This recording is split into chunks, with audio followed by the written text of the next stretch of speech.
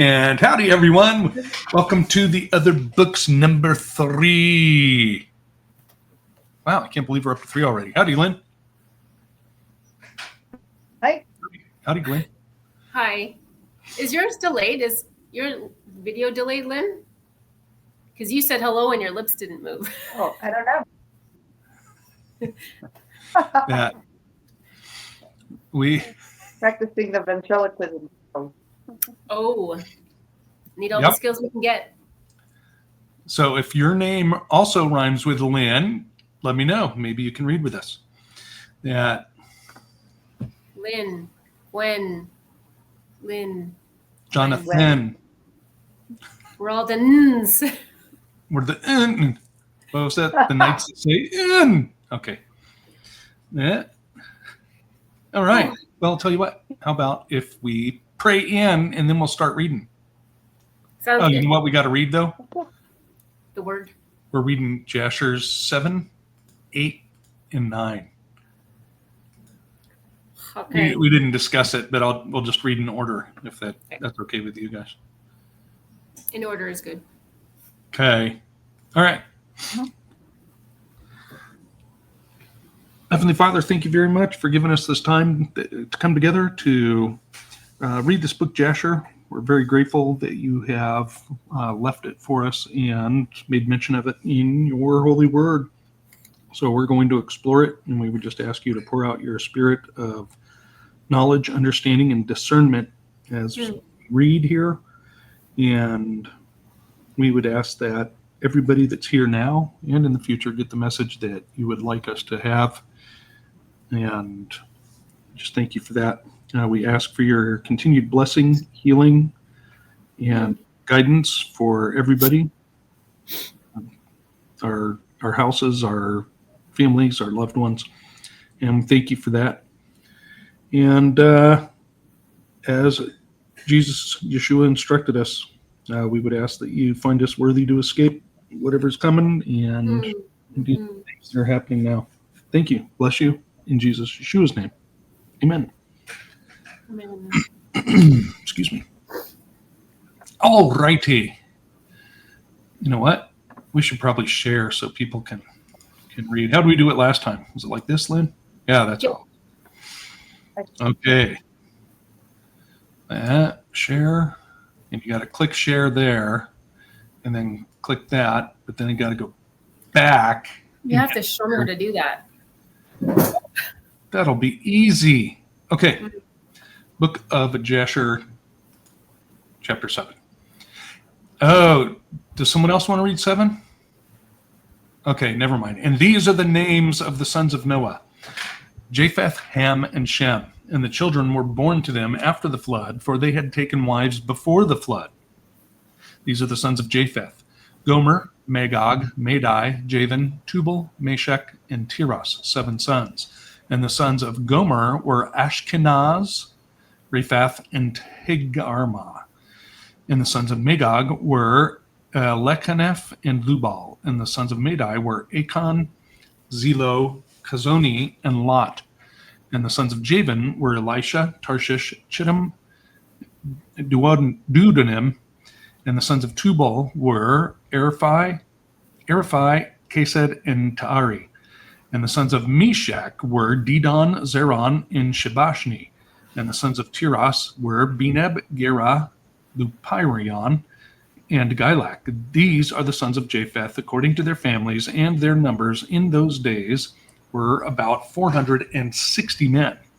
And these are the sons of Ham: Cush, Mitzrayim, Phut, Canaan, 4 sons. And the sons of Cush were Seba, Havilah, Sabta, Ramah, and Seteka. And the sons of Ramah were Sheba and Dedan. And the sons of Mitzrayim were Lud, Anam, and Pathros, Kasloth, and Kaphtor. And the sons of Put were Gebal, Hayden, Bena, and Aden. And the sons of Canaan were Zidon, Heth, Amori, Girgashi, Hivi, Arki, Sinai, Arodai, Zamodai, and Kamotai. These are the sons of Ham according to their families, and their numbers in those days were about 730 men. And these are the sons of Shem: Elam, Ashur, Arpachshad, Lud, and Aram, 5 sons. And the sons of Elam were Shushan, Makbul, and Harman. And the sons of Ashar were Myris and Mokil. And the sons of Arpachshad were Selach, Anar, and Eshkol. And the sons of Lud were Pethor and Bazion.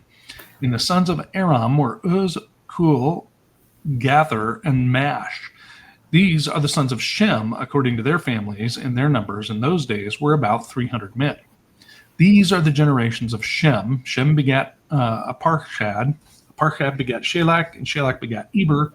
And to Eber were born 2 children. The name of one was Peleg, for in his days the sons of men were divided, and in the latter days the earth was divided. And the name of the second son, the second was Yoktan, meaning that in his day the lives of the sons of men were diminished and lessened. These are the sons of Yoktan: Almodad, Shelaph, Kazarmoveth, Yerach, Haduram, Ozel, Dikla, Obal, Abimiel, Sheba, Ophir, Havilah, Jobab. All these are the sons of Yoktan.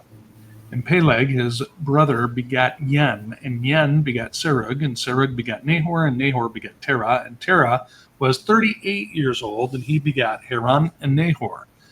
And Cush, the son of Ham, the son of Noah, took a wife in those days in his old age, and she bare a son, and they called his name Nimrod, saying, at that time the sons of men again began to rebel and transgress against God.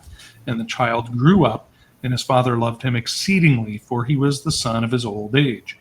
And the garments of skin which God made for Adam and his wife when they went out of the garden were given to Cush. For after the death of Adam and his wife, the garments were given to Enoch, the son of Jared.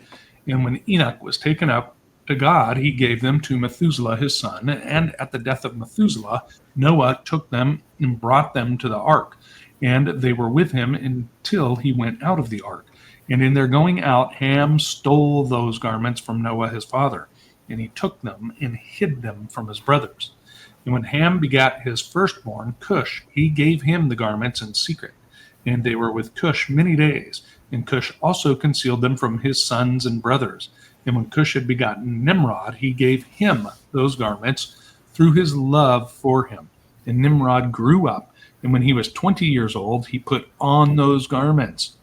And Nimrod became strong when he put on the garments, and God gave him might and strength. And he was a mighty hunter in the earth. Yea, he was a mighty hunter in the field. And he hunted the animals. Someone has to mute. Let's see here. And he hunted the animals, and he built altars, and he offered up them, the animals, before the Lord. And Nimrod strengthened himself, and he rose up from amongst his brethren, and he fought the battles of his brethren against all their enemies round about. And the Lord delivered all the enemies of his brethren into his hands. And God prospered him from time to time in his battles, and he reigned upon earth. Therefore, it became current in those days when a man ushered forth those that he had trained up for battle, he would say to them, like God did to Nimrod, who was a mighty hunter in the earth and who succeeded in the battles that prevailed against his brethren, that he delivered them from the hands of their enemies, so we may go strengthen us and deliver us this day. And when Nimrod was 40 years old, at that time there was war between his brethren and the children of Japheth, so that they were in the power of their enemies. And Nimrod went forth at that time. He assembled all the sons of Cush and their families, about 460 men. And he hired also from some of his friends and acquaintances about 80 men, and gave them to their hire. And he went with them to battle. And when he was on the road, Nimrod strengthened the hearts of the people that went with him. And he said to them, do not fear, neither be alarmed, for all our enemies will be delivered into our hands, and you may do with them as you please. And all the men that went were about 500, and they fought against their enemies, and they destroyed them and subdued them. And Nimrod placed standing officers over them in their respective places. And he took some of their children as security. And they were all servants to Nimrod and to his brethren. And Nimrod and all the people that were with him turned homeward. And when Nimrod had joyfully returned from battle after having conquered his enemies, all his brethren, together with those who knew him before, assembled to make him king over them, and they placed the regal crown upon his head.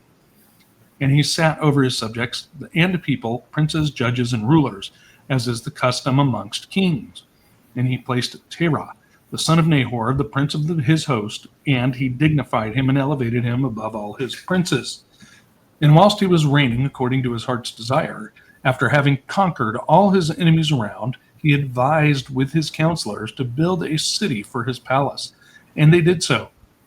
And they found a large valley opposite to the east, and they built him a large and extensive city.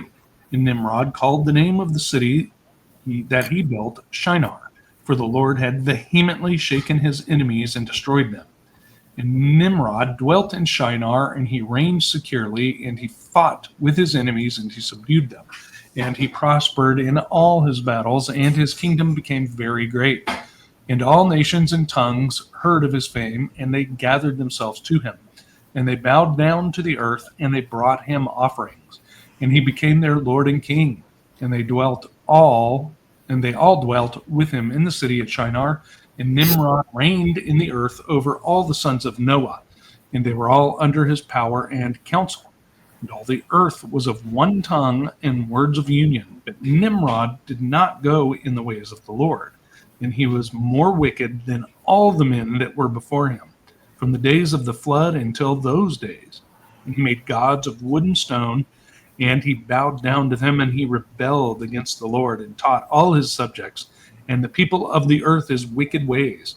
And Mardon, his son, was more wicked than his father. And everyone that heard of the acts of Mardon, the son of Nimrod, would say concerning him, from the wicked goeth forth wickedness. Therefore it became a proverb in the whole earth, saying, from the wicked goeth forth wickedness. And it was current in the words of men from that time to this. And Terah, the son of Nahor, the prince of Nimrod's host, was in those days very great in the sight of the king and his subjects, and the king and princes loved him, and they elevated him very high. And Terah took a wife, and her name was Amtalo, the daughter of Cornebo. And the wife of Terah conceived and bare him a son in those days. Terah was 70 years old when he begat him, and Terah called the name of his son that was born to him Abram, because the king had raised him in those days and dignified him above all his princes that were with him.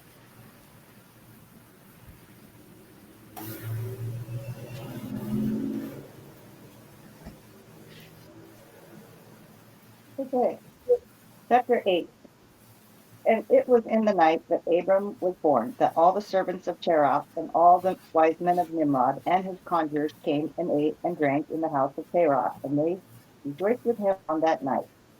And when all the wise men and conjurers went out from the house of Terah, they lifted up their eyes towards heaven that night to look at the stars. And they saw, and behold, one very large star came from the east and ran in the heavens. And he swallowed up the 4 stars from the 4 sides of the heavens. And all the wise men of the king and his conjurers were astonished at the sight, and the sages understood this matter, and they knew its import. They said to each other, this only betokens the child that has been born to Terah this night, who will grow up and be fruitful and multiply and possess all the earth, he and his children forever. And he and his seed will slay great kings and inherit their land. And the wise men and conjurers went home that night, and in the morning all these wise men and conjurers rose up early and assembled in an appointed house. And they spoke and said to each other, behold, the sight that we saw last night is hidden from the king. It had not been made known to him. And should this thing get known to the king in the latter days, he will say to us, why have you concealed this matter from me? And then we shall all suffer death. Therefore now let us go and tell the king the sight which we saw, and the interpretation thereof, and we shall then remain clear. And they did so, and they all went to the king and bowed down to him to the ground. And they said, may the king live, may the king live. We heard that a son was born to Terah, the son of Nahor, the prince of thy host, and we yesternight came to his house, and we ate and drank and rejoiced with him that night. And when thy servants went out from the house of Terah to go to our respective homes to abide there for the night, we lifted up our eyes to heaven, and we saw a great star coming from the east. And the same star ran with great speed, and swallowed up four great stars from the four sides of the heaven. And thy servants were astonished at the sight which we saw, and are greatly terrified. We made our judgment upon the sight, and knew by our wisdom the proper interpretation thereof, that this thing applies to the child that is born to Terah, who will grow up and multiply greatly, and become powerful, and kill all the kings of the earth, and inherit all the land, he and his seed forever. And now, our Lord and King, behold, we have truly acquainted thee with what we have seen concerning this child. If it seemeth good to the king to give his father value for this child, we will slay him before he shall grow up and increase in the land, and this evil increase against us, that we and our children perish through his evil. And the king heard their words, and they seemed good in his sight. And he sent and called for Terah, and Terah came before the king. And the king said to Terah, I have been told that a son was yesternight born to thee, and after this manner was observed in the heavens at his birth. And now, therefore, give me the child, that we may slay him before all his evil springs up against us, and I will give thee for his value thy house full of silver and gold. And Terah answered the king, and said to him, My lord and king, I have heard thy words, and thy servant shall do all that his king desires. But, my lord and king, I will tell thee what happened to me yesternight, that I may see what advice the king will give his servant, and that I will answer the king upon what he has just spoken. And the king said, Speak. And Terah said to the king, Ion the son of Mored came to me yesternight, saying, Give unto me the great beautiful horse that the king gave thee, and I will give thee silver and gold, and straw and provender for his value. And I said to him, Wait till I see the king concerning my words, and behold, whatever the king says, that will I do. And now, my lord and king, behold, I have made this thing known to thee, and the advice which my king will give unto his servant, that will I follow. And the king heard the words of Terah, and his anger was kindled, and he considered him in the light of a fool. And the king answered Terah, and he said to him, Art thou so silly, ignorant, or deficient in understanding to do this thing, to give thy beautiful horse for silver and gold, or even for straw and provender? Art thou so short of silver and gold that thou shouldst do this thing, because thou canst not obtain straw and provender to feed thy horse? And what is silver and gold to thee, or straw and provender, that thou shouldst give away that fine horse which I gave thee, like which there is none to be had on the whole earth? And the king left off speaking, and Terah answered the king, saying, Like unto this has the king spoken to his servant. I beseech thee, my lord and king, what is this which thou didst say unto me, saying, Give thy son, that we may slay him, and I will give silver and gold for his value. What shall I do with silver and gold after the death of my son? Who shall inherit me? Surely then at my death silver and gold will be returned to my king who gave it. And when the king heard the words of Terah, and the parable which he had brought concerning the king, it grieved him greatly. He was vexed at this thing, and his anger burned within him. And Terah saw that the anger of the king was kindled against him. And he answered the king, saying, All that I have is in the king's power. Whatever the king desireth to do to his servant, let him do.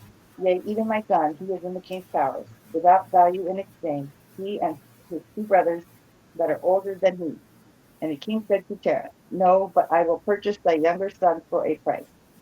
And Terah answered the king, saying, I beseech thee, my lord and king, to let thy servant speak a word before thee, and let the king hear the words of his servant. And Terah said, Let my king give me 3 days' time till I consider this matter within myself, and consult with my family concerning the words of my king. And he pressed the king greatly to agree to this. And the king hearkened to Terah, and he did so, and he gave him 3 days' time. And Terah went out from the king's presence, and he came home to his family, and spoke to them all the words of the king. And the people were greatly afraid. And it was in the third day that the king sent to Terah, saying, Send me thy son for a price, as I spoke to thee. And shouldst thou not do this, I will send and slay all that thou hast in thy house, so that thou shalt not even have a dog remaining. And Terah hastened, as the thing was urgent from the king, and he took a child from one of his servants, which his handmaid had borne to him that day. And Terah brought the child to the king, and received value for him. And the Lord was with Terah in this matter, that Nimrod might not cause Abram's death. And the king took the child from Terah with all his might, dashed his head to the ground, for he thought it had been Abram, and this was concealed from him from that day, and it was forgotten by the king, as it was the will of providence not to suffer Abram's death. And Terah took Abram his son secretly, together with his mother and nurse, and he concealed them in a cave, and he brought them their provisions monthly. And the Lord was with Abram in the cave, and he grew up. And Abram was in the cave 10 years. And the king and his princes, soothsayers, and sages thought that the king had killed Abram. And Haran, the son of Terach, Abraham's oldest brother, took a woman in those days. Haran was 39 years old. Oh, excuse me. When he took her, and the woman of Haran conceived and bore a son, and he called his name Lot. And he conceived again and bore a daughter, and she called her name Milcah. And she again conceived and bore a daughter, and she called her name Sarai. Haran was 42 years old when he begat Sarai, which was in the 10th year of the life of Abram. And in those days Abram and his mother and nurse went out from the cave, as the king and his subjects had forgotten the affair of Abram. And when Abram came out from the cave, he went to Noach his son Shem, and he remained with him to learn the instruction of Yahuwah and his ways. And no man knew where Abram was, and Abram served Noah and Shem his son for a long time. And Abram was in Noah's house 39 years, and Abram knew Yahuwah from 3 years old. He went in the ways of Yahuwah until the day of his death, as Noach and his son Shem had taught him. And all the sons of the earth in those days greatly transgressed against Yahuwah, and they rebelled against him, and they served other Elohim, and they fought Yahuwah, who had created them from the earth, and the inhabitants of the earth made unto themselves at that time every man his Elohim, Elohim of wood and stone, which could neither speak nor hear nor deliver the sons of men, served them, and they became their Elohim. And the king and all his servants and Terach with his household were then the first of those that served Elohim of wood and stone. And Terach had 12 Elohim of large size, made of wood and stone, after 12 months of the year. And he served each one monthly. And every month Terach would bring his meat offering and drink offering to his Elohim. Thus did Terach all the days. And all that generation were wicked in the sight of Yahuwah, and they thus made every man his Elohim.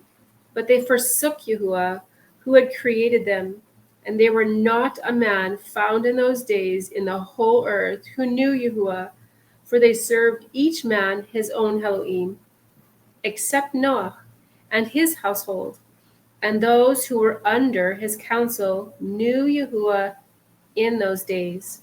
And Abram, the son of Terach, was waxing in great those days in the house of Noah, and no man knew it. And Yahuwah was with him, and Yahuwah gave Abram an understanding heart, and he knew all the works of that generation were vain, and all their Elohim were vain and were of no avail. And Abram saw the sun shining upon the earth, and Abram said unto himself, surely now this sun that shines upon the earth is Elohim, and him I will serve. And Abram served the sun in that day, and he had prayed to him. And when evening came, the sun set as usual, and Abram said within himself, surely this cannot be Elohim. And Abram still continued to speak within himself, who is he who made the heavens and the earth, who created upon the earth? Where is he? The night darkened over him, and he lifted up his eyes towards the west, north, south and east, and he saw that the sun had vanished from the earth, and the day became dark. Abram saw the stars and the moon before him, and he said, "Surely this is Elohim who created the whole earth, as well as man. Behold, these are the servants of Elohim around him." And Abraham served the moon and prayed to it that night. And in the morning, when it was light, the sun shone upon the earth as usual.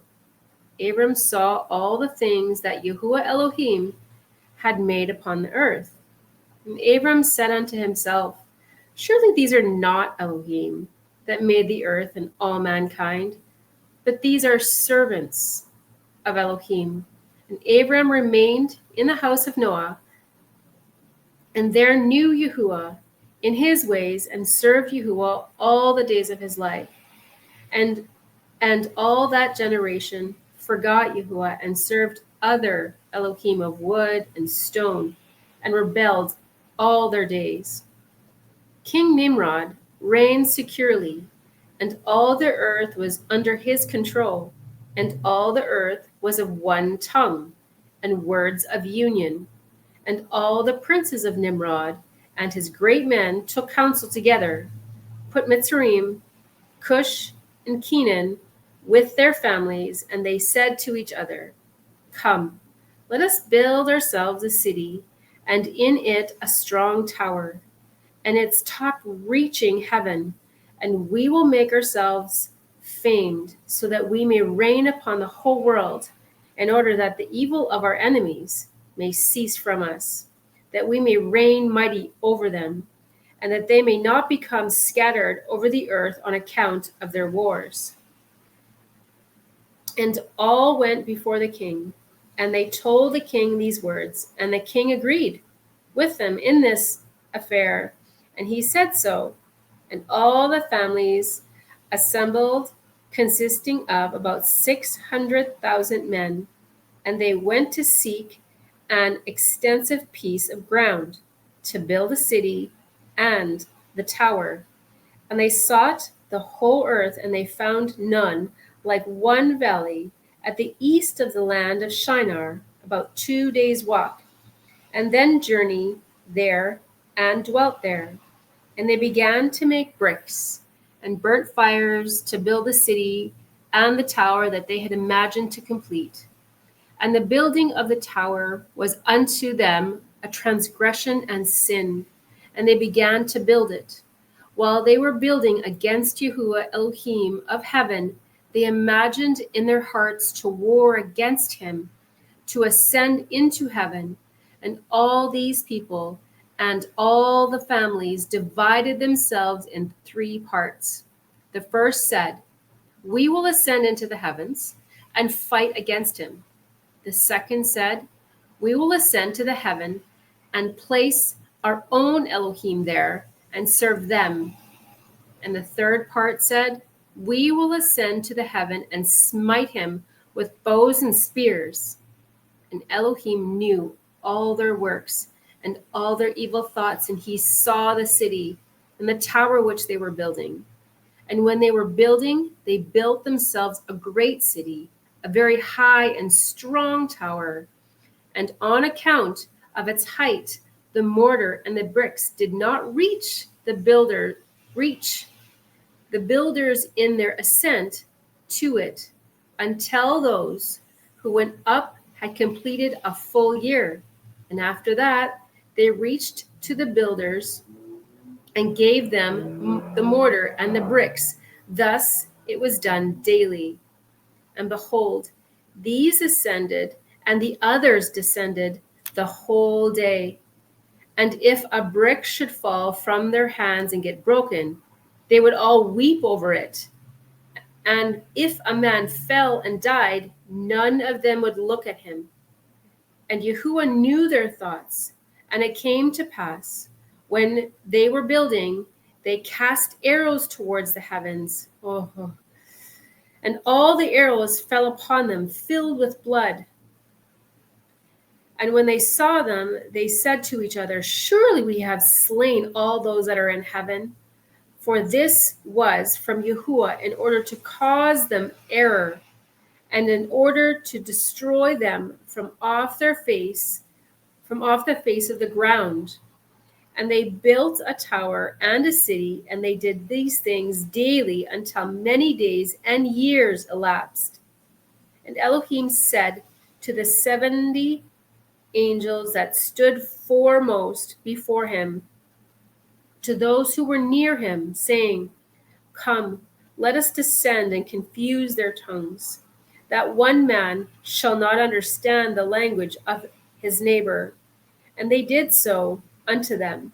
And from that day following, they forgot each man his own neighbor's tongue, and they could not understand to speak in one tongue. And when the builder took from the hands of his neighbor lime or stone, which he did not order, the builder would cast it away and throw it upon his neighbor, and he would die. And they did so many days, and they killed many of them in this manner. Yahuwah smote the 3 divisions that were there, and he punished according to their works and design. Those who said, We will ascend to heaven and serve Elohim, become like apes and elephants, and those who said, We will smite the heavens with the arrows. Yahuwah killed them, one man through the hand of his neighbor. And the 3rd division of those who said, We will ascend to the heaven and fight against Yahuwah, scatter them throughout the earth. And those who were left amongst them, when they knew and understood the evil which was coming upon them, they forsook the building, and they also became scattered upon the face of the whole earth. And they ceased building the city and the tower. Therefore he called that place Babel. For there Yahuwah confounded the language of the whole earth. Behold, it was at the east of the land of Shinar, and as the tower which the sons of men built, the earth opened its mouth and swallowed up 1/3 part thereof, and fire also descended from heaven and burned another third. And the other third is left to this day, and it is of that part which was aloft, and its circumference is 3 days' walk. And many of the sons of men died in that tower, a people without number. Whoa. Wow. Well, we have truckled along pretty quick here, eh?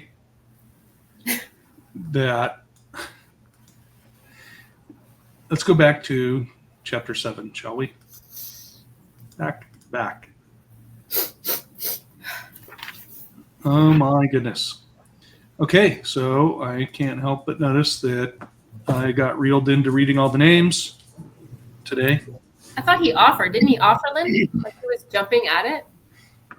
You know, when we said in order, I thought Yes, we we meant did. ladies first. So, okay. So here we have all the sons of Noah and their descendants. And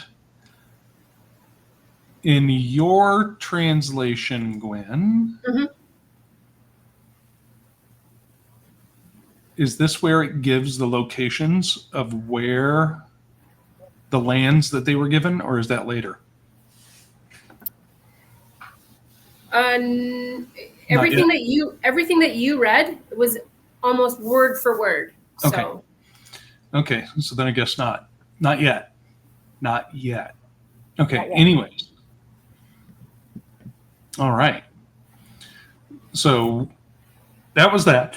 And then we have this here that's talking about Cush, son of Ham.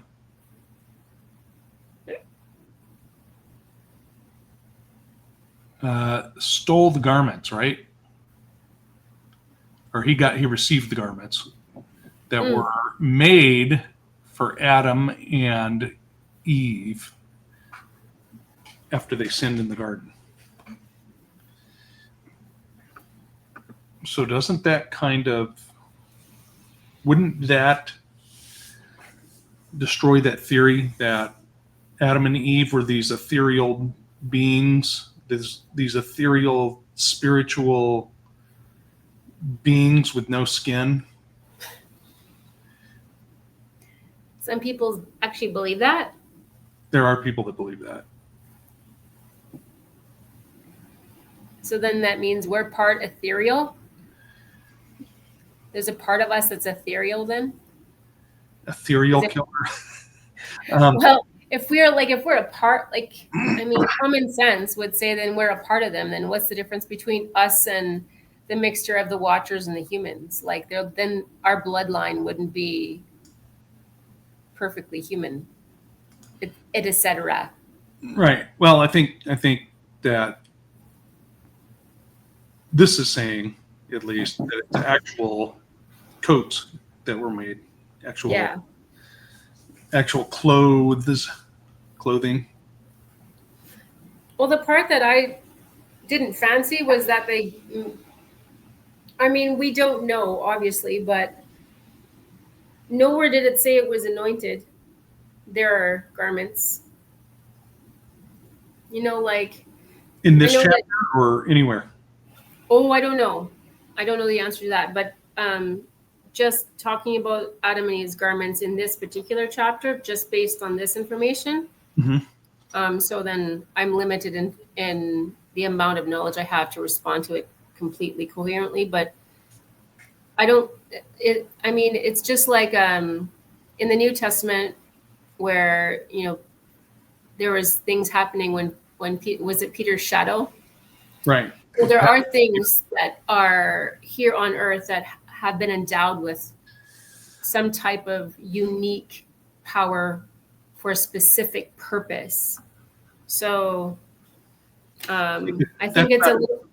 That's not how I'm seeing these at all. I think this is just telling us that these are garments.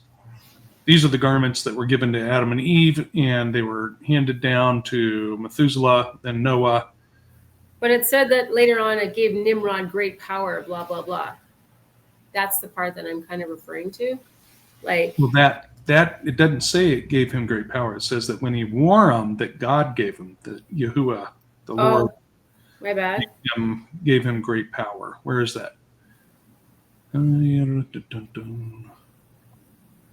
see, Nimrod. I don't know, because I feel like, okay, so like I partly want to go, hang on a second, because I don't know, this is just me being a bit abstract outside, playing around with ideas, but the idea of when Adam and Eve sinned, Abba had to use something to cover their sin, to cover their nakedness. So I don't think that there was this is just my thoughts, I don't think that there was anything good about covering them. I don't think whatever Abba used, there was nothing special or good or like sweet or unique, or you know what I mean, about those coverings, because he had to use something that he created that wasn't a part of his identity to cover his creation. I feel like, why on earth would Abba, I don't know, maybe he did, maybe he didn't, but I'm thinking, why on earth would he empower, even if Nimrod needed to be empowered for a season of time, which I think is definitely possible, but I don't think it was because of these garments, because I don't know. I have a problem with that. Something had to die to make those garments. Well, that too. Like, Keep that in he mind. had to. That something had to die to make, something that had skin, probably a sheep or something similar. Yeah, I don't So, think that there was that's kind of something like special or anointed. Like, there was nothing. I don't know. That's how I verse look 30 at it. It does say, what is it, verse 30? And Nimrod became strong when he put on the garments, and God gave him might and strength. And he was a mighty hunter in the earth. Yeah, see, like, when he put on the garments, he became strong, and then and so it's two different things. So I believe Elohim gave him strength and power for sure, but and he offered them up the animals for the Lord. So sounds like he was sacrificing them to the Lord. Yeah. And then he had a turn of heart later. As one usually does, because Yeah, and then he went bad. Okay. Power So he corrupted. gathers all these people, because remember, they were told after they got off the ark, hey, go be fruitful and multiply and replenish the earth. But instead, Nimrod gathers them all to this one area. So there starts the disobedience, right? And what is it? Where does it say? They chose him, or they elected him king. Where was that? Oh, 39. They all 39. assembled together. Yeah, Yep. to make Yeah, him they're king over them, assembled. and they placed the eagle crown on his head. Yep. In that, the first election that mhm. in 39. So that is pretty interesting to me. And it's also very interesting because if you go look at the last reading we did of Word Redo in First Samuel, what was that? First Samuel 7 and 8 is when they reject Samuel as judge over Israel. His sons are taking bribes and not judging according to the law, to Yah's law, and they say, "We want a king. Give us a king." And so Yah tells them, "Okay, Samuel, don't worry. It's not you they're rejecting. They're rejecting me.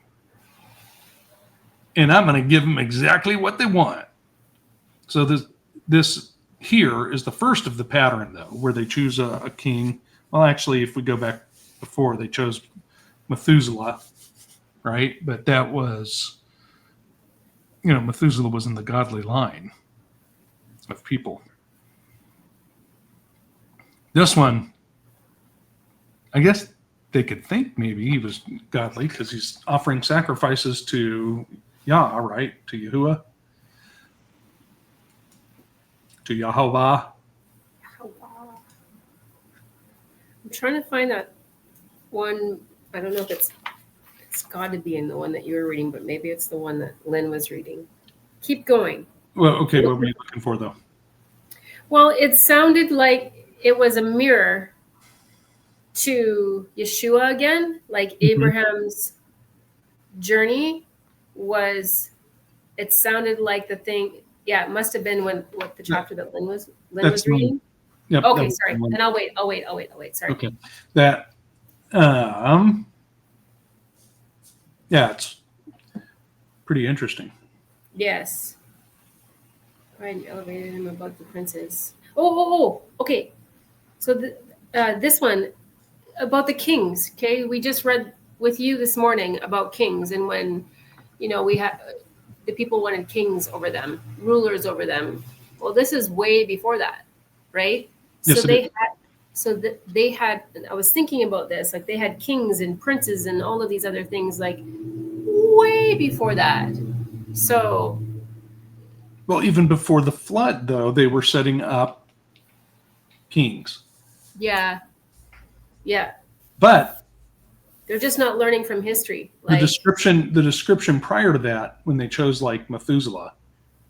Yeah. Right, chose Enoch first and then Methuselah. They were according to Jasher, they were priests, basically, like high priests. Mm-hmm. I think it's like the comment that I made in the chat was just like humans just don't change their condition. Like it's so even in mass groups, like we still want leaders over us. We still have this desire to have a leader or an overseer or over us, and we're not understanding we haven't learned since creation. We haven't learned Right. the consequences of that type of momentum. And I mean, there is some kind of structure, internally, I think, for sure, in the family dynamic. But as soon as it gets into the community, suddenly, somebody has to be in charge and somebody has to oversee. And then that person is lifted up willingly or unwillingly. But because the people are calling for it, somebody's like, okay, well, somebody's got to be in charge here. And well, I can't do it alone. I need to have a couple of people here and I need a couple of people here. Like even in Timothy, when I was talking about the structure of, a group, that's not to have leaders. That's just to have a little bit of accountability, not to have people that are lording anything over you or trying to, Well, that was the thing too. That was the example given when Yah gave out his law to Moses, right? It was where there was nothing in there about this person will be your leader or that will be your leader. It was, you will be my people, I will be your God. Yeah. Nothing changed. Not even when Yeshua was here. Right. There was no intermediate. But then if you clash with your neighbor, if you had a clash with your neighbor and you couldn't handle it between you and your neighbor, then you went to the captain over 10s. And if they couldn't get you to resolve it, the captain's over 50s, the captain's over hundreds, thousands. Okay, we're taking it up to the judge. Yeah. Yeah, exactly. So this is why I like the idea of chocolate cake shared with just a few people so that you can have bigger pieces.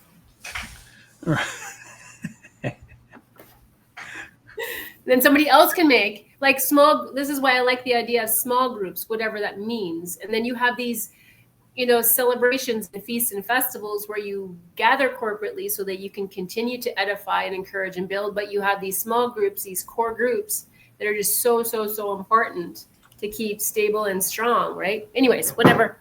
That's another, we better not get distracted. So we got this, and it gives us a little more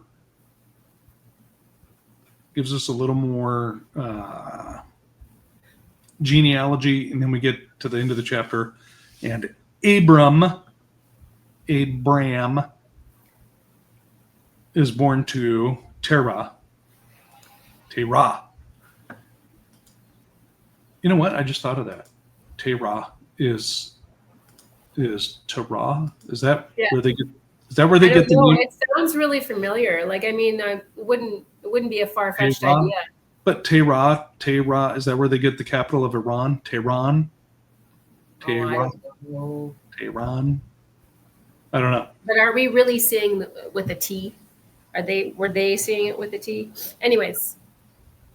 It's pronounced Smira. No, I don't know. Yeah. Okay, so let's go to chapter 8. 8. Yep. And so this is what you were talking about. Yeah. So talking about the night Abram was born, and all the wise men, and in this it's this one I'm using, it says conjurers. What does yours say? I think mine says conjurers as well. Is in verse 2? Yeah. And in verse 3, and then conjurers. Interesting. Sounds exactly the same.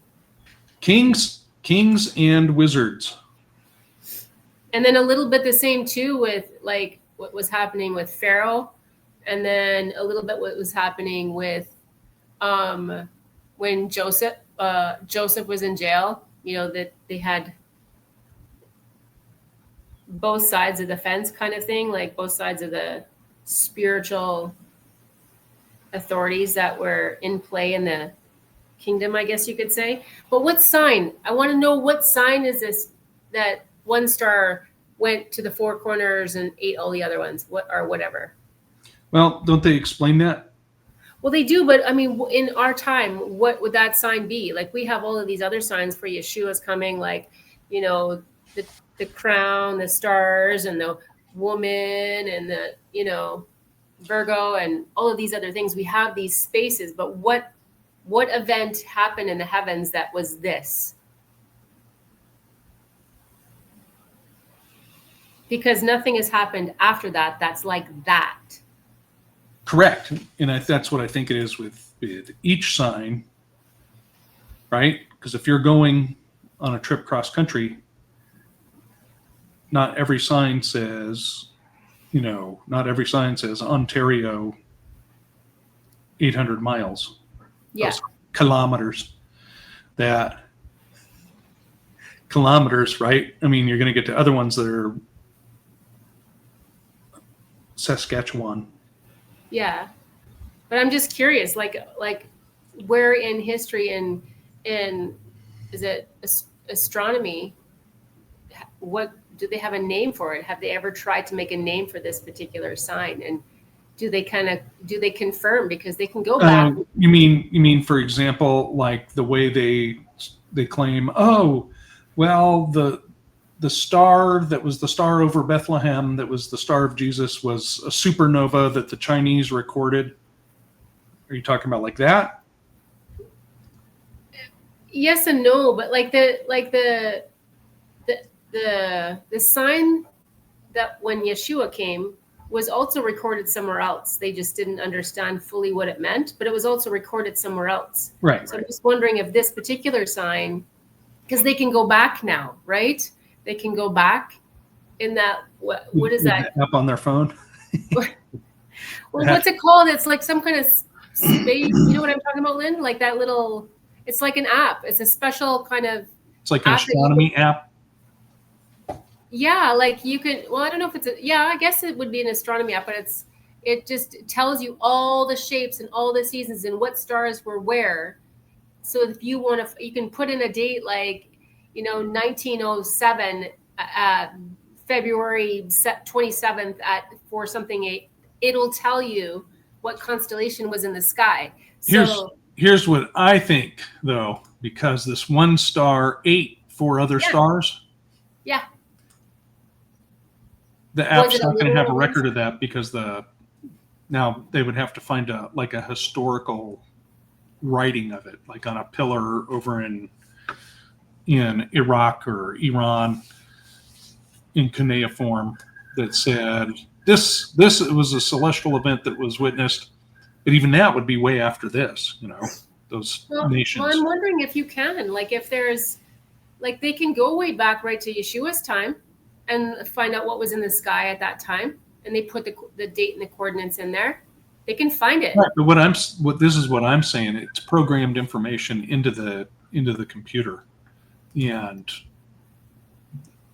unless they're looking at the book of Jasher, they're not going to have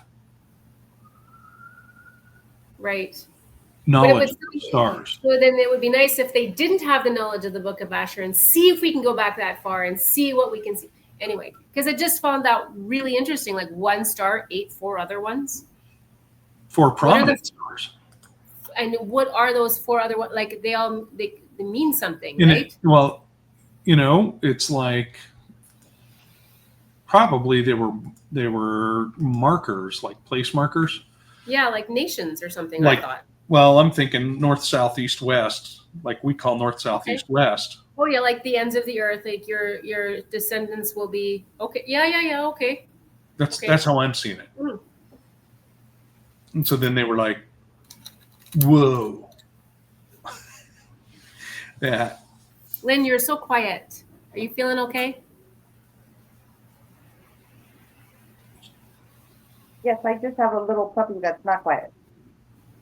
Oh. So we can't hear him.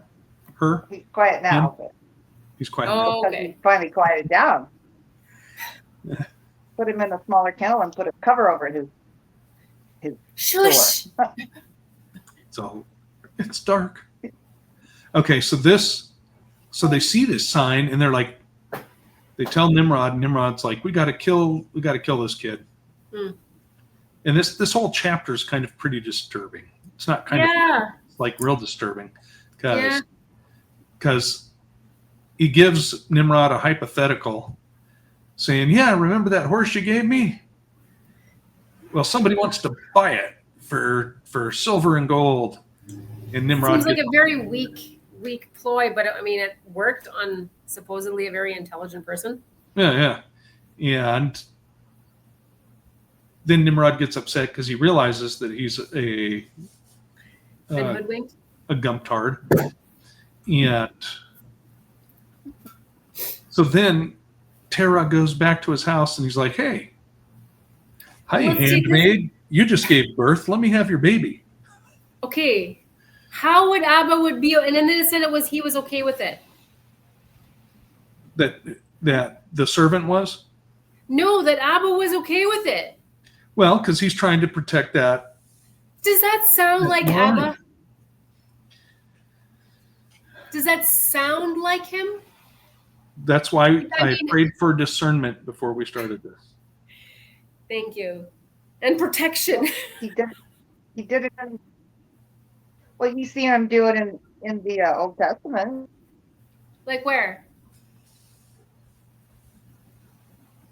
Well, there goes what is he? Which one is it? Telling these kings that tell them that Sarah's my sister, not my wife.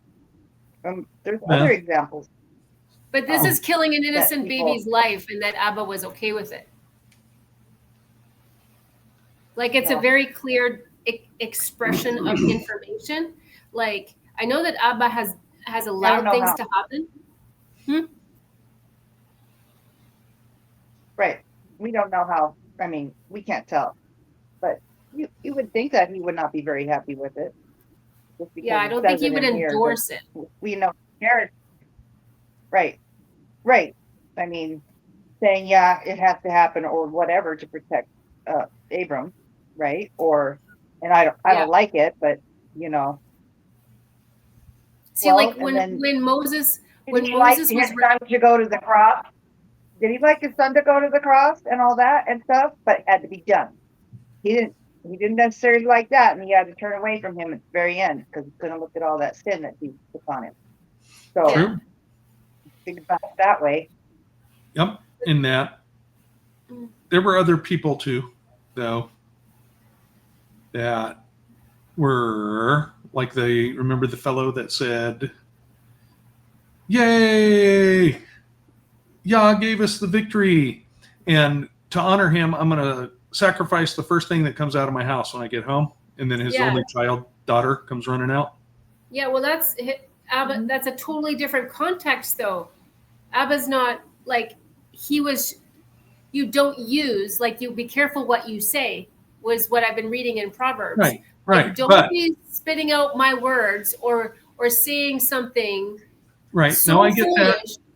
But here's the thing, that he needed Abram to become Abraham.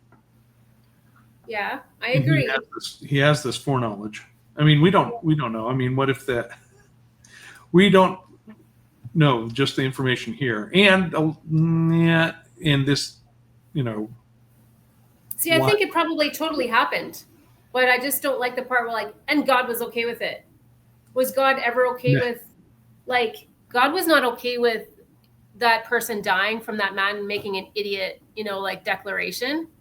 God wasn't okay with it, but it was like a hardcore lesson because. Same with Yeshua. What verse is it that he's saying, yeah, that's okay, that's cool, go ahead. I know that sounds like Gwen's interpretation, right? Hang on a second. And Yahuwah was with Terah in this, and Yahuwah in I think it's verse 34. Hang on a second to make sure. Yeah, Terah brought the child to the king and received for value for him, and Yahuwah was with Terah in this matter. Right, but that's not saying that he was all for it. It's saying he was with Terah, right? In this matter. Just like if somebody had a twin brother, or if somebody had a brother or sister or a parent or a spouse that died in a car wreck, it's not saying that Yah is sanctioning that. It's saying, the way I'm seeing it is, he's with the survivor. I could see it that way. I think it's because of the unique language of these other books that the rhythm of it doesn't have that unique Right. sound that we're familiar with. So it becomes a little bit more complex, for sure. I agree. I can see your point there, absolutely. Okay. That so then he moves them into a cave, I know. and Abram becomes a caveman, Yeah. cave baby. I believe in cavemen. My Now, father's from a caveman. I had a question for you. Oh, women who have shunned regular food, that modern food. It says Abram took his son with, I'm sorry, Terah took his son Abram with his mother and nurse, concealed them in a cave, and he brought them their provisions monthly. So They were fasting. They had fasting mastered. well, what's he taking them? Well, stuff that's not going to go bad right away. Dried fruits, beef jerky, nuts. But hang on a second. You're in a cave. The temperature in a cave is can be quite balanced or even cool. True. Yeah, they make cheese in caves. Queso. That. Okay, I just thought that was interesting. Provisions for a month. Monthly, Okay. so they didn't see him for a whole month. Well, okay, So- anyways. He spent 10 years in there. And then it adds on to that. The king and his princes, his soothsayers, so those are like the psychics and sages, thought that the king had killed Abram. Okay, let's go to chapter 9, which was the Gwyn chapter. And that, I got a little emotional in this one too. Woo. Okay. over. Well, just well, this is like towards the last half of the chapter, but just their audacity to point arrows to heaven, hoping that you could kill him. Well, this is interesting though, because it talks about when he was 10, his sister Sarai, Yeah. was born. Yeah. So it talks about that. Yeah. And that after 10 years, as everybody came out of the cave. I love Abram's journey and figuring out this has got to be God. I love that. I sincerely, like, there's this phrase, like, I was like, this is the heart. This is the heart. Where is it? Like, Abram still speak with himself. Like, verse 14, maybe starting at 13. And Abram saw the sun shining upon the earth. And Abram said unto himself, surely now this sun that shines upon the earth is, I love that. It was like, I think that probably swelled Abba's heart in a way, like he's like, this has got to be it. He's seeking me out. He's seeking me out. Like, and it feels so good, even in his misguidedness. Right. But it didn't take him long, obviously. Like, I mean, maybe this is literally the first 48 hours that he's out of the cave or something. Who knows? Whatever it is. Right. But I mean, he was very quick, because I think it's a really good example of when you're truly seeking Abba and knocking, and like, you will find him. He's not going to leave you wanting. He Right. won't leave you wanting. He didn't leave Abram to like, okay, now you're going to serve and worship the sun for years and years, and then worship this moon and stars for years and years and years. Like, I love that section a lot. So this is interesting too, because after he's out of the cave, he goes to live with Noah and Shem. Yeah. So Thank goodness. he goes to live with two people that survived the flood. I'd love to see that graph. Like, how old was Noah and Shem? They were at the tail end of their life, I'm sure. They were getting up there, Yeah. according to this. Yeah.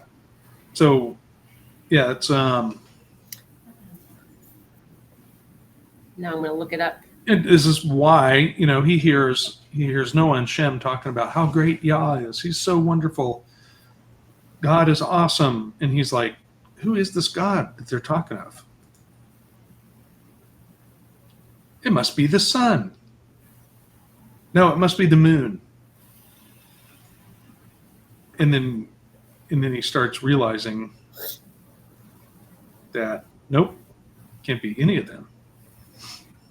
893 years old. So Abraham was 200, 200. 290 years after Shem. Oh, okay. Okay, so yeah, they were at their well, except for Shem, but yeah. Anyways, okay. They're pretty old, yes. So and then it kind of switches over to Nimrod, Oh, and they're going to make war against heaven. yeah.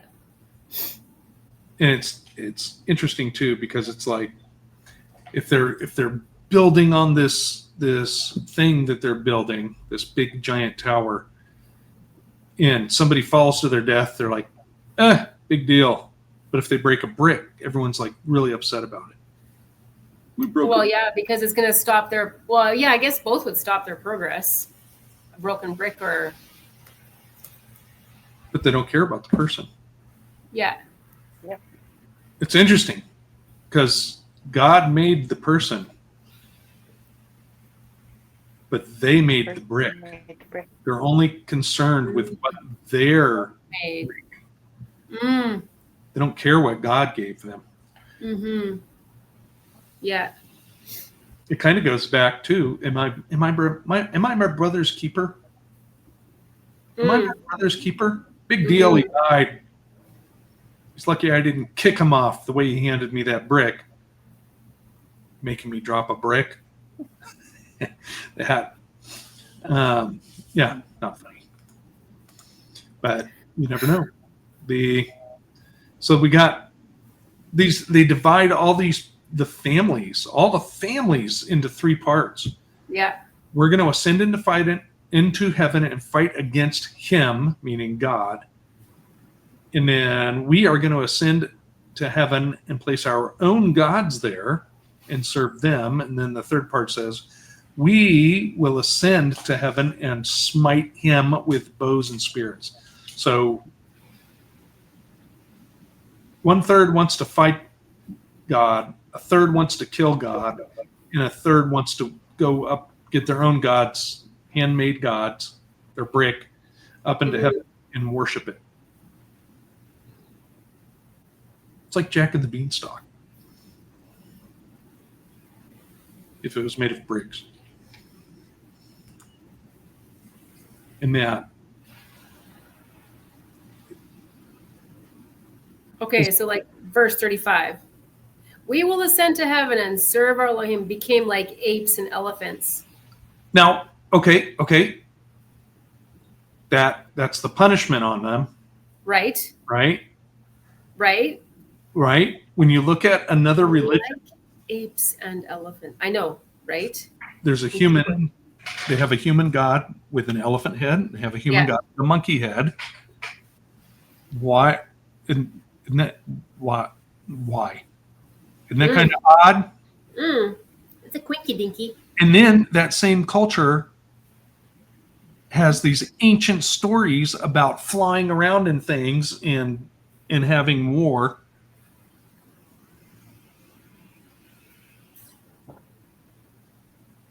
I'm reading the rest of it. Hang on a second. Women.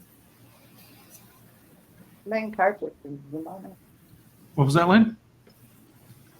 They're flying carpets in Vimana. Flying carpets? Yeah, I mean, they've got depictions of what look like buildings flying along with people standing on the ramparts and stuff. It's like crazy. You know what the kicker is? Because I tried talking with a doctor from that area that was raised in that culture. And the thing is, the modern word for airplane is also Vimana. So they just like, and I'm sitting there saying, yeah, they had these flying things called Vimanas. And she's like, airplanes? What? Airplanes?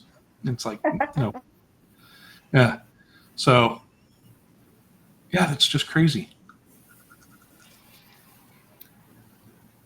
And then also, too, look at that. He broke the tower into thirds, too. So, like, destroyed the top third. Yeah. And then the bottom third gets swallowed up. But then the third that's left, sticking up out of the earth, it takes 3 days to go around the bottom of it. Now, that's interesting because there was a documentary on YouTube, and of course, they've modified the search engine to supremely stupid so that you'll never be able to find it probably. But there is a mountain, they call it a mountain, that they have over there where the plains bump up against the west side of the Himalaya mountains. And there's this one hill that they worship, and they go around it for their pilgrimage, and it takes 3 days to get around the bottom of it. It's like, is that it? Is that the remnant that's left of this? I don't know. It just makes me wonder. Well, what I find interesting is even here, you see Abba's mercy. Yep. Even here, like those that became like elephants and apes, doesn't mean that they can't be redeemed. We don't know that, right? Because he didn't destroy them. And Right. then just the ones that wanted to kill Abba, he made them kill each other. And then the other ones, he scattered, i.e. gave different languages and scattered them. So like... Which was his original intent after the flood in the first place. Yeah. Yeah. So he just had to like, no, this way. Oh, we're just... Now, remember when Jesus, Yeshua, gave that parable saying there was a man who had 2 sons, and he tells the one son to do his tasks, to do his chores. And the son's like, I don't want to do that. But then later he changes, he gets calms down, and he goes and does it. And then the other one says, yeah, I'll do it. But then he doesn't. Yeah. Isn't the third that gets scattered across the earth, they're like the ones that said they weren't going to do it, but they ended up doing it anyways? Kind of. I mean, yeah, they were pressured into it, kind of. Yeah. But. Yeah, I think it's just another piece of evidence when people have like, your God isn't merciful, blah, blah, blah, blah, blah. Do you think the elephant heads, I'm sorry I'm even going there, but it's stuck in my head now. So do you think the elephant heads, once they realized they had an elephant head, were like spinning their trunk around? This is what I think it said, like monkeys and elephants. So what were like monkeys and elephants? What were like, yeah, they obviously made them gods and idols for sure, but they were like monkeys and elephants. So what were monkeys like and what were elephants like? Because they're still, they would be considered an abomination. You're looking at their internalness. Yeah, because Abba's not going to turn his creation into an abomination, right? Not that I know of. Like, I don't think that look at it this way, right? If Jesus, Yeshua, can take someone with a withered, crippled hand, and I know you've seen people with the withered, crippled hands. Yeah. And just say, okay, you're healed, and then all of a sudden it's a normal, working, grasping hand, I would think you would be able to do it. And plus, we know about other like. But it goes against order in the sense, like the ones that he doesn't heal are still in his image.